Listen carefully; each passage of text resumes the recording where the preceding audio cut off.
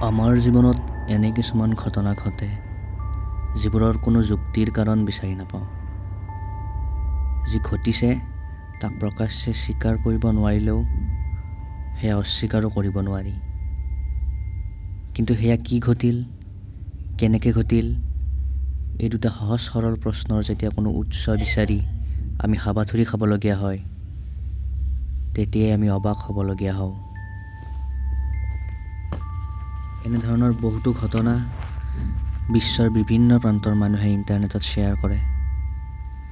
শিহৰণ, শংকা আৰু অপাৰ্থিৱ ভয়ৰ এই ঘটনাসমূহ আমি লৈ আহোঁ আপোনালোকৰ ওচৰলৈ। মোৰ নাম ৰিতেশ।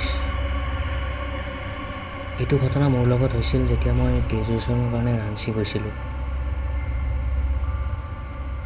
তাত মই মোৰ লগৰ এটাৰ লগত ভাড়া ঘৰ এটাত আছিলোঁ। মোৰ কলেজ লাইফ ভালেই চলি আছিল।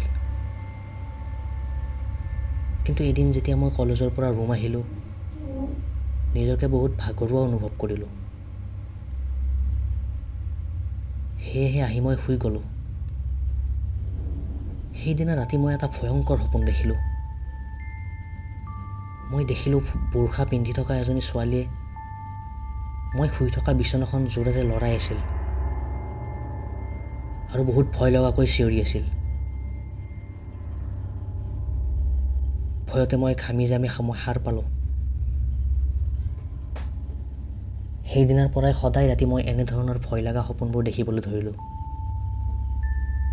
সপোনবোৰ এনেকুৱা আছিল যেন সেইবোৰ মোৰ লগত সঁচাকৈ হৈ আছে। সদায় ৰাতি 2টামান বজাত তেনেকুৱা এটা সপোনৰ কাৰণে মোৰ টোপনি ভাঙে আৰু সাৰ পোৱাৰ লগে লগে এনেকুৱা লাগে যেন কোনোবা মোৰ ওচৰত ৰৈ মোৰ ফালে চাই আছে। শুই থাকিলে মই বুকুখনত এটা ওজন অনুভৱ কৰিছিলোঁ, যেন কোনোবা মোৰ ওপৰত বহি আছে। ৰাতিপুৱা ঠিক 4টামান বজালৈ সাৰে থকাৰ পিছত মোৰ আকৌ টোপনি আহিছিল। লাহে লাহে মোৰ কিছুমান বেমাৰ হ'বলৈ ধৰিলে।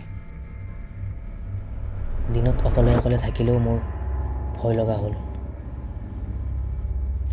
এদিন ৰাতি যেতিয়া মই সপোনৰ পৰা 2টা বজাত সাৰ পালোঁ, মই দেখিলোঁ এটা ক'লা ছাঁ খিৰিকীৰ ওচৰত মোৰ ফালে চাই আছে।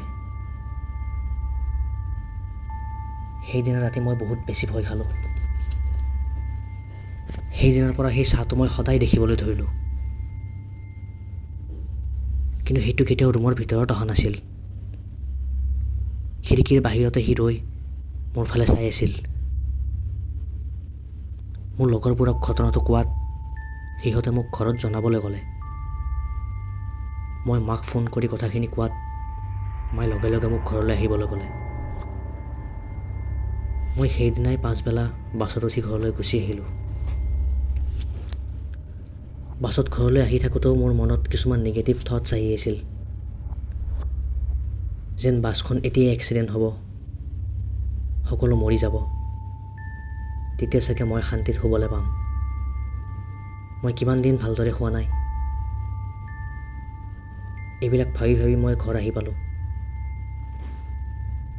ঘৰত আহি সেইদিনা ৰাতিও মই বেয়া সপোন এটা দেখিলোঁ। সপোনত পিশাচ এটাই মোক খেদি আছিল। সি মোক খেদি খেদি কৈ আছিল, তই আৰু কেইদিনমান জীয়াই ল, তাৰপিছত তোক মাৰি পেলাম। মই ৰাতিয়েই উঠি মাক সপোনৰ কথাখিনি ক'লোঁ। মায়ে আৰু ৰৈ নাথাকিলে, পিছদিনাই এজন তান্ত্ৰিকক ঘৰলৈ মাতি আনিলে। সেই তান্ত্ৰিকজন আহিয়েই মোক দেখি ক'লে, ইয়াৰ ওপৰত ক'লা যাদু কৰা হৈছে। 40 দিনৰ ভিতৰত যদি ইয়াক কটা নাযায়, তেনেহ'লে ইয়াক আৰু বচাব পৰা নাযাব।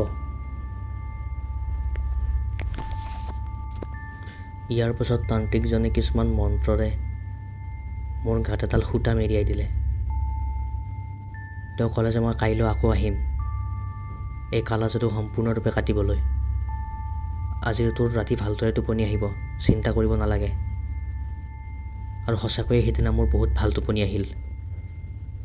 সেইদিনা মই একো সপোনো দেখা নাছিলোঁ। পিছদিনা যেতিয়া তান্ত্ৰিকজন আহি মোক সুধিলে, ৰাতি ভয় লাগিছিল নেকি, মই ক'লোঁ নাই, মোৰ গাটো আজি বহুত পাতল পাতল লাগিছে। তেওঁ ক'লে যা, জলদি গা পা ধুই আহি মোৰ কাষত বহ। মই গা ধুই আহি তেওঁৰ ওচৰতে বহিলোঁ। তাৰপিছত সেই তান্ত্ৰিকজনে মোৰ ওপৰত বহুত দেৰিলৈ জৰা ফুকা কৰিলে আৰু মোক কাগজৰ টুকুৰা কিছুমানত মন্ত্ৰ লিখি লিখি দিলে। সেইখিনি মোৰ হাতত দি ক'লে, এই টুকুৰাবোৰ পানীত দি সদায় খাবি, এনেদৰে 40 দিন খাবি, চিন্তা নকৰিবি, তোৰ আৰু একো নহয়। তেওঁ লগতে মোক এটা তাবিজো পিন্ধিবলৈ দিছিল। সেই দিন ধৰি মোৰ সেই ভয়ানক সপোনবোৰ দেখা বন্ধ হৈছিল। সদায় ৰাতি সেই মন্ত্ৰ লিখা কাগজ টুকুৰাবোৰ পানীত দি খাইছিলোঁ আৰু মই লাহে লাহে ভাল পাইছিলোঁ। মোৰ লগত ঘটি থকা সেই কাণ্ডবোৰ সম্পূৰ্ণৰূপে হোৱা বন্ধ হৈ গৈছিল।